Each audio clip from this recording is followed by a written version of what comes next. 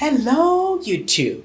I'm here to present a video that is kind of disturbing because this news, maybe some of you have heard, but the thing is, let's look at what is in for those people that do not have the vaccine, because everything in this world is kind of changing. We have questions. Why should the vaccine be considered as something that is crucially important for the survival of everyone? What is in for the whole world? Nations have begun going for vaccine passports. As you can see, look at these screenshots that I got from websites. You can see that this doesn't look good. This looks kind of trouble for those who won't take the vaccine. The world is gonna be crazy. Lockdowns were crazy and destroyed a lot of things. But now, how about you being told you can't buy, you can't sell because you don't have the vaccine? What do I mean? If you work in a large mall and you cannot go to your shop to carry out your business, it means you cannot sell. If you want to go and do shopping, it means you cannot enter the mall, meaning you are not allowed to buy. So shopping malls will be out of bounds. So where will you go? Probably markets. Since most markets do not have like gates to keep people out. You see that? So what is really in for the multitude that won't take the vaccine? It looks like the future is kind of crazy and kind of scary for most. You wanted to travel, you cannot travel. You want to travel for studies overseas, you cannot do that. Sorry, present your vaccine passport. Is the vaccine passport the future or what? According to how things are going so fast, it seems by next year it may be mandatory everywhere you go. I didn't say it will be, I said it may be. Because you've seen already, or rather you will see the video that I'll share from the US Senate and what's going on, the discussions going on. So whatever is going on, what is in for those that do not take the vaccine?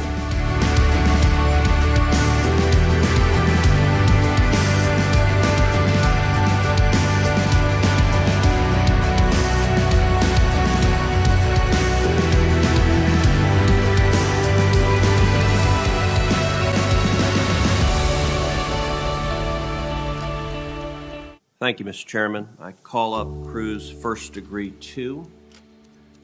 This is an amendment that would prohibit U.S. participation in the creation of a vaccine passport. And let me say, I think there are a lot of Texans, I think there are a lot of Americans across the country that are very frustrated at the government responses to COVID-19. And I think the decision yesterday by the CDC to reverse its guidance and to mandate masks for vaccinated people is the kind of decision that is infuriating people across this country. I believe the CDC's decision yesterday was politics. It wasn't science. It was a decision that somehow pretends vaccines don't work. The CDC months ago rightly concluded that vaccinated people don't need to wear masks because the whole purpose of a vaccine is not to get the disease. That decision was right. The science hasn't changed. The only thing that has changed is the politics. A year and a half ago, the CDC was one of, if not the most respected scientific and medical organization in the country. Today, the credibility of the CDC is in tatters because leadership of the CDC has been willing to allow science to become politicized. We've seen Dr. Fauci take virtually every position on virtually every subject under the sun. We've seen Dr. Fauci in his emails explain his view that masks don't work and are not effective in preventing COVID-19. We've then seen Dr. Fauci change his positions over and over again. We've seen Dr. Fauci say that when he told people masks didn't work, he actually believed masks did work, but he wanted people not to wear masks because he wanted first responders to have them first. I believe that when government scientists and health experts allow politics to trump the science, it does enormous damage to the willingness of the American people to believe anything they have to say. I think one of the aspects of yesterday's decision that illustrates the arbitrariness of this is the brand new decree that everyone in schools must wear a mask. Doesn't matter if you're vaccinated or not, if you enter a school, you must wear a mask. Now, there's no great new scientific discovery that mandates this new edict. Indeed, we've seen throughout this crisis that while COVID-19 can be very, very serious for vulnerable populations, for the very elderly, for those with significant comorbidities, that we've seen the incidence of serious disease with COVID-19 among children is very, very low. And there's no credible demonstration that children are a significant vector for spreading the disease. But CDC nonetheless said anyone who steps in a school must be masked. It's not complicated why. They did so because the teacher union bosses demanded that. That is a political decision. Political players can make political decisions. It wouldn't surprise me to see elected officials deciding I'm going to give the union bosses what they demand, but that is not what the Center for Disease Control should be doing. My view on COVID is it is serious. We should take serious steps to combat it. We have taken extraordinary steps to combat COVID-19, including an unprecedented effort to develop vaccines, hundreds of millions of which have been administered, as we've come together and fought against this disease. But we've also seen stupid policies. We've seen lockdowns across this country that have shut down small businesses, destroyed restaurants, destroyed bars, destroyed generational businesses. We've seen schools shut down. Tens of millions of children sent home for over a year. Children who are falling behind academically, who are falling behind in reading, who are falling behind in math. And the children being hurt are disproportionately low income. They are disproportionately Hispanic and African American. And nonetheless, the edicts to shut down schools have continued. They were utterly unjustifiable. My view is simple. We should not have mandates. What does that mean? That means no mask mandates. That means no vaccine mandates. And I will say, it was interesting as I was reading through this COVID bill, Section 107, talking about what foreign governments are doing. An awful lot of the description of foreign governments can apply to our own government. So Section 107 of this bill says certain foreign governments have taken measures in response to COVID-19 that violate the human rights of their citizens without clear public health justification. Well, I think you could delete the word foreign in that, because we've seen governments here domestically arbitrarily exercising power as well. This Section 107 also says governments using the COVID-19 pandemic as a pretext for repression have undermined democratic institutions, check. Debilitated institutions for transparency and public integrity, check.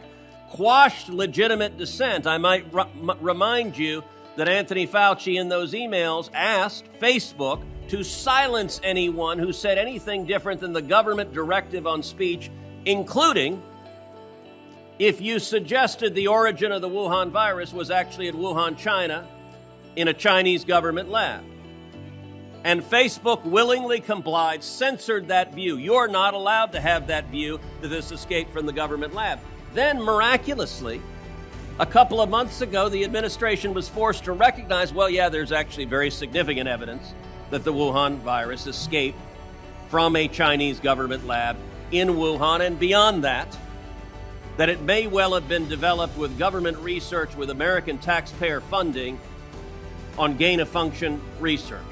Those views that were banned for a year are now acknowledged as having very significant scientific basis behind them. My view, there should be no mandates, no mask mandates, no vaccine mandates. and no vaccine passports. And what my amendment focuses on is just the last piece of it. Vaccine passports, and I will say finally, this should be a proposition that is bipartisan. The Biden administration at least claims to oppose vaccine passports. Jen Psaki at the White House said, let me be clear on this, I know there's a lot of questions. Psaki said, the government is not now, nor will we be, supporting a system that requires Americans to carry a credential. If that is right, if that is credible, then I would urge the committee to adopt my amendment prohibiting U.S. taxpayer funds from going to or the American government participating in an international body creating a vaccine passport that would be required for Americans traveling abroad. I have a number of questions and concerns about the substance of this amendment. However, the text of this amendment is clearly outside the scope of the Foreign Relations Committee's jurisdiction. Indeed, the text is drawn directly from S. 1932, a bill sponsored by the senator from Texas that has been referred to the Health Committee. This amendment prohibits the use of federal funds for the creation of a vaccine passport system or vaccine tracking database, including at the state level, and it requires that COVID-19 vaccination records be destroyed by all federal departments and agencies. Neither of these issues fall within our committee's jurisdiction. Accordingly, I rule this amendment out of order. Mr. Chair. Mr. Chairman. Senator from Texas. Mr. Chairman, I think that jurisdictional argument is not justifiable based on the underlying bill. The underlying bill is about policies engaging in a bilateral basis in response to COVID. This amendment is prohibiting participating in an international organization creating a vaccine passport. This bill talks about vaccine monitoring, and this amendment ensures that we're not establishing a federal government vaccine database that is monitoring U.S. citizens in violation of their privacy rights. This bill talks about enhancing transparency of health data, and I think the amendment would protect the privacy of health data from a vaccine passport. And this bill also talks about establishing partnerships with the private sector to improve pandemic preparedness and response. This amendment addresses the same topic, to prevent the U.S. government from working with a third party in the private sector to develop a vaccine passport and force it on the American people. And so accordingly, I appeal the ruling of the chair that the amendment is out of order. Senator appeals the ruling of the chair that the amendment is not in order because it is outside of this committee's jurisdiction. The question for the committee is, shall the decision of the chair be overturned? A yes vote means you wish to allow the amendment. A no vote means you agree with the chair that the amendment should not be allowed. As such, I will vote no. Lord Acton wrote a series of letters to Bishop Creighton. Letters that would echo down across the centuries. Lord Acton wrote, I cannot accept your canon that we are to judge Pope and King unlike other men, with a favorable presumption that they did no wrong. If there is any presumption, it is the other way, against holders of power, increasing as the power increases. Historic responsibility has to make up for the want of legal responsibility. Power tends to corrupt, and absolute power corrupts absolutely. Great men are almost exclusively bad men, even where they exercise influence and not authority. Still more when you superadd the tendency or the certainty of corruption by authority. Mr. President, those words were true in 1887, and they're true today. If you want to understand how power corrupts and absolute power corrupts absolutely, look no further than the other chamber in the United States Capitol. Speaker Nancy Pelosi is drunk on power. The orders that Speaker Pelosi is issuing are abusive and unprecedented. Speaker Pelosi has decreed the members of the House of Representatives elected by the people that if you dare walk onto the floor of the House of Representatives without a mask, I, Speaker Pelosi, shall fine you. Who the hell is she to be fining members of the House? But you know what? She's not done with that. She's not done with disrespecting our Constitution, disrespecting our democratic system that elects leaders. She goes further. To the good men and women who work here in the United States Capitol, we are surrounded by men and women who have chosen to come and work for the public good. And here's what Speaker Pelosi has decreed. If you dare walk in the hallway without a mask, I, Speaker Pelosi, will arrest you. I will put you in jail. I will fine you. That is an absolute and complete abuse of power. She has no authority to disrespect the men and women who work here, to threaten you with physical harm, to threaten you with imprisonment. And why does she do so? She does so for one reason: political theater. Mr. President, we are coming through a very difficult year and a half. Our nation and the world has endured a pandemic. We have collectively taken extraordinary steps to defeat this pandemic. And we are coming out on the other side. We saw our nation, we saw the private sector come together with remarkable inventiveness and produce vaccines in record times. And we have seen hundreds of millions of people getting those vaccines. We are in the process of beating this pandemic. Not too long ago, the CDC recognized what was obvious then and is obvious now. Vaccines work. And if you're vaccinated, you don't need to wear a mask. The CDC issued that ruling, and I remember that day well. You know, I had been vaccinated a couple of months before then, and after allowing the time for the vaccine to become effective, I decided I was going to stop wearing a mask. Why is that? Because vaccines work, because I believe in science. So I stopped wearing a mask. And there were a handful of senators in the Senate floor who'd been vaccinated, who stopped wearing masks. Then the CDC, like the Oracle of Delphi, issued its proclamation. Hold on to your seats now. The CDC said vaccines work. But if you're vaccinated, you don't need a mask. And it was truly miraculous in this chamber watching what occurred. As within days, every senator in the chamber began removing their masks.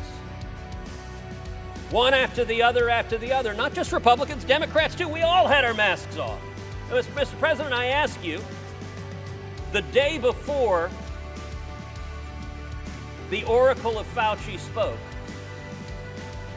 did vaccines not work? Did science not operate?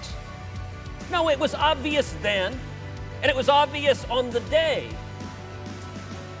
that the Oracle of the CDC spoke, that vaccines work, which is why every Democrat took their masks off.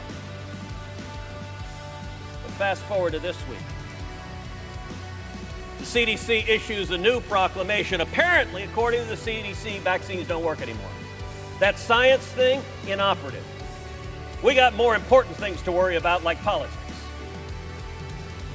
As an aside, Mr. President, has there ever been an institution in American public life that has more discredited itself more rapidly than the CDC?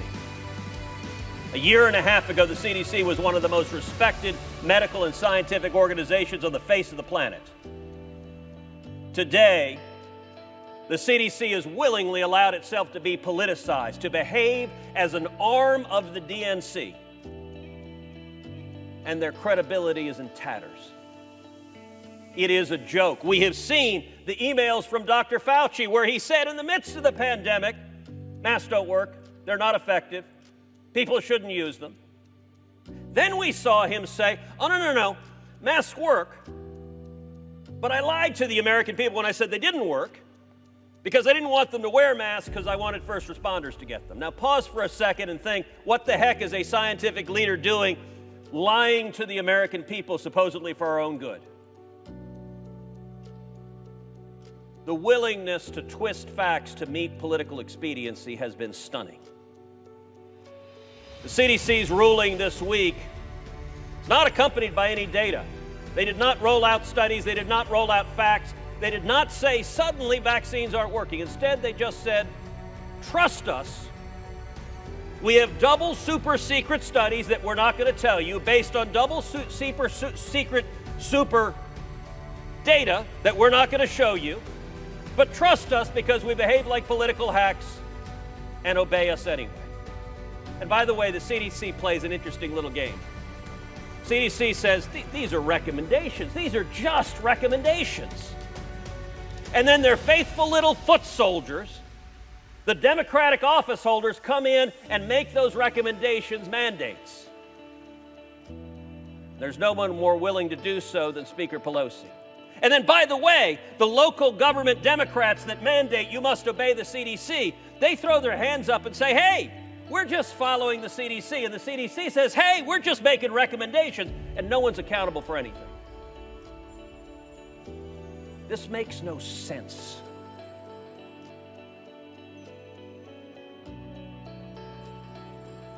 One of the things the CDC rolled out this week is an edict that in schools, everybody must be masked. Child, adult, doesn't matter if you're vaccinated, doesn't matter. You must wear a mask. Why? Who knows? Not based on science, not based on medicine. This virus has been unusual. We've seen in certain populations, COVID-19 can be profoundly deadly. If you're very elderly, if you have serious comorbidities, this virus can and has been deadly. But we've also seen among children that the odds of children getting seriously ill from COVID-19 are extremely low. We've seen that children have not proven to be a meaningful vector in the spread of this disease. The science doesn't support special rules for schools. But you know what does? The politics. Because the teachers' union bosses came to the CDC and said, we want this rule in place. And the partisan enforcers at the CDC said, ma'am, yes, ma'am. We will issue the order demanded by the union bosses. Mr. President, give me any plausible argument that that is science, that that is medicine, that that is anything but rank politics. If a Democratic politician wants to say, we're going to obey the union bosses, fine, that's their prerogative to do so, and they can be held accountable by the voters. But the CDC is supposed to be following science. This is an abuse of power. Let me point out my view. I think we should not have government mandates concerning COVID-19. There should be no vaccine mandates. Joe Biden wants to mandate federal employees must get the vaccine.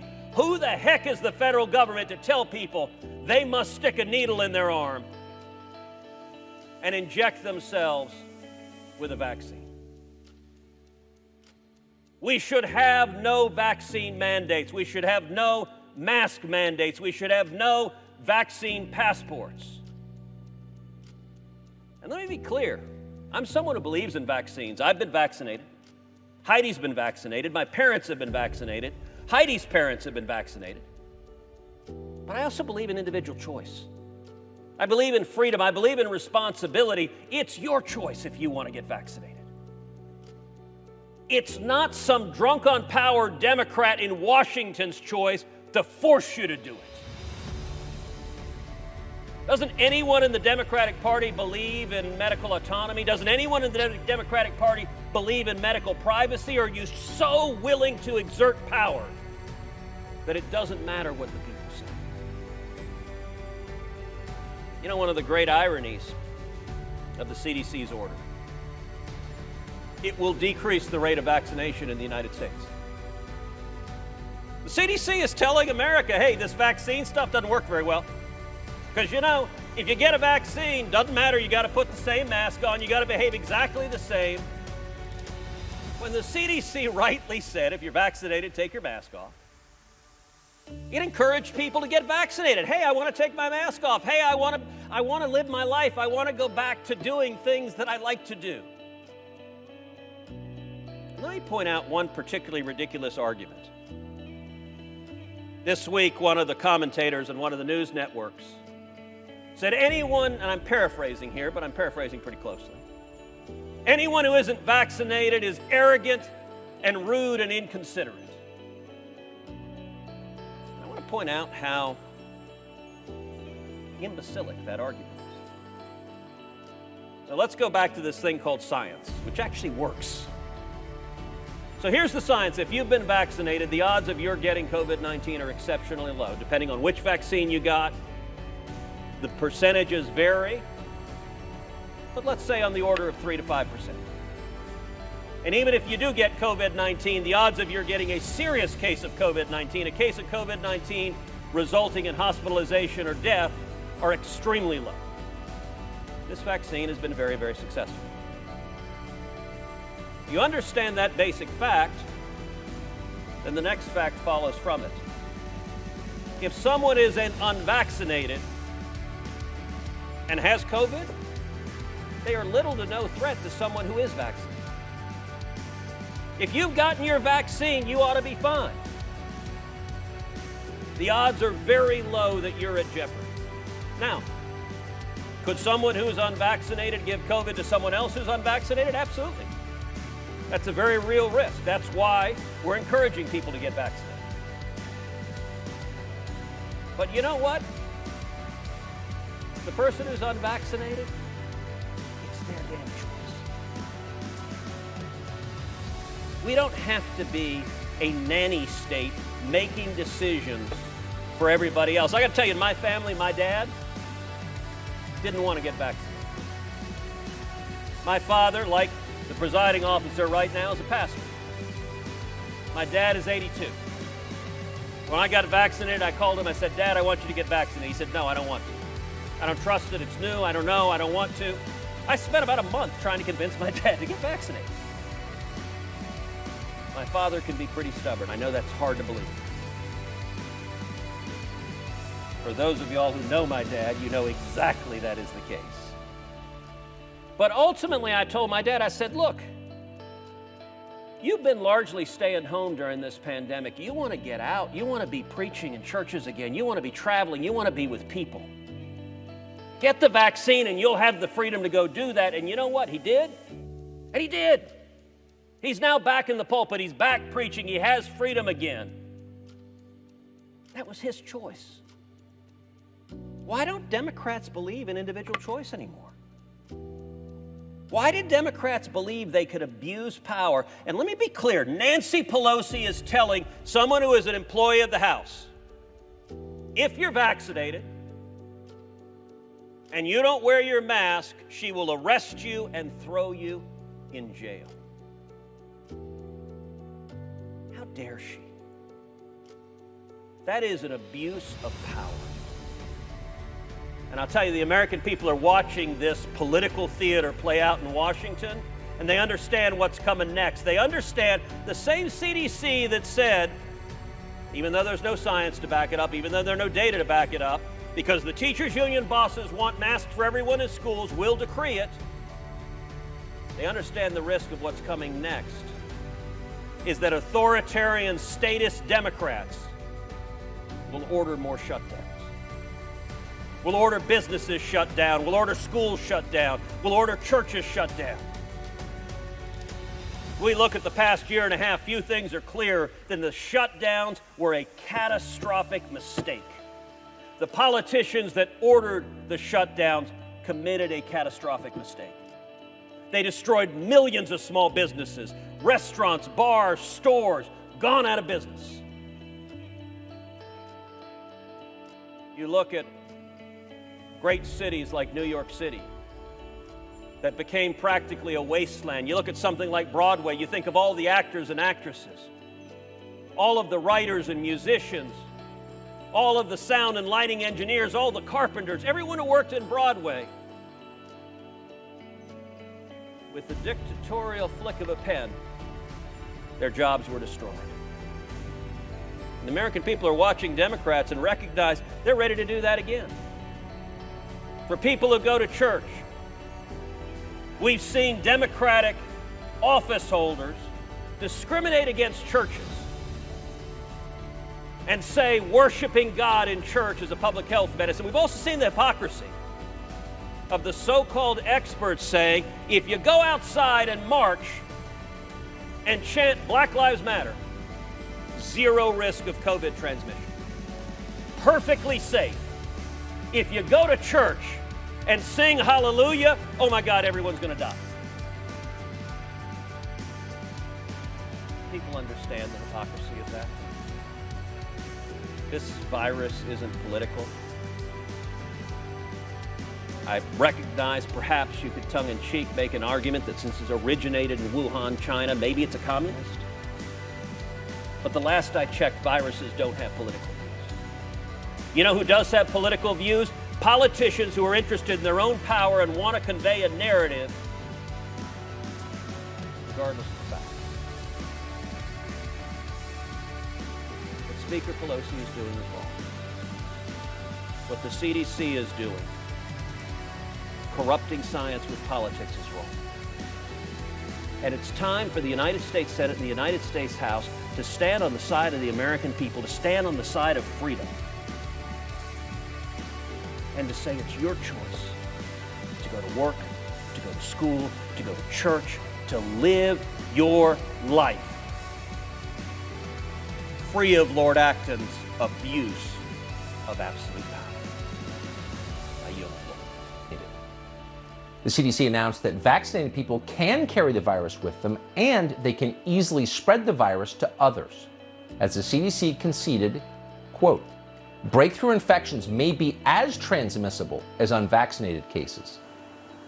Okay, so now we learned that virtually everything they told us about the COVID vaccine was wrong. Looks like we were right to keep asking questions. Keep in mind that if you had written any of what we just said on Facebook yesterday, you would have been censored immediately for misinformation, if not for a hate crime. And yet now, that's the official finding of the US government. Surprised? You shouldn't be surprised, because science can be like that. It changes quickly. It is never really settled, despite what they tell you. If the Biden administration had just admitted that from the very beginning, we'd be a lot better off right now. Most Americans understand that medicine is complicated. Even great medicines, chemotherapy, for example, don't always work. And you don't know when they're not going to work because there's a lot that you don't know. Most people can live with that honest uncertainty. They can handle the truth. What they can't handle is being lied to relentlessly by their leaders and then shamed if they ask questions. People, you better listen to this. This is not a joke. Listen to this. This is not even fake news. Listen. Let's turn to New York, to the US now. New York is to become the first city in the United States to mandate proof of vaccination to allow people to enter indoor venues such as theatres, restaurants and gyms, in a bid to get more people vaccinated as the highly contagious Delta variant takes hold in the city. The proof of at least one jab will be phased in over the next few weeks. Finally, I want to steer anyone who is interested. Please look at the upcoming videos. And now, these videos, in one of them is about the tribulation and when things become tough for a few number of people, that will be the tribulation they will face. It sounds familiar, right? It sounds familiar, of course. Imagine you can't take public transport because of lack of the very passport that is required. So now people, here it is. I will make a video concerning the tribulation, the great tribulation that is about to come. and how to survive that tribulation. I will give you the information how you can survive, and I will ask you to find me on Facebook, my group. Join that group. Let's discuss. It is a closed group, so only us will discuss what we can do. I need you, you need me. I have great ideas how we can survive and the information that I've seen from the scriptures. So please subscribe, like, click the bell for notification so that you won't miss these videos that are coming. They are literally something that you must not miss. These are videos you really should not miss. Thank you for listening. Goodbye. Subscribe, like, let's do this.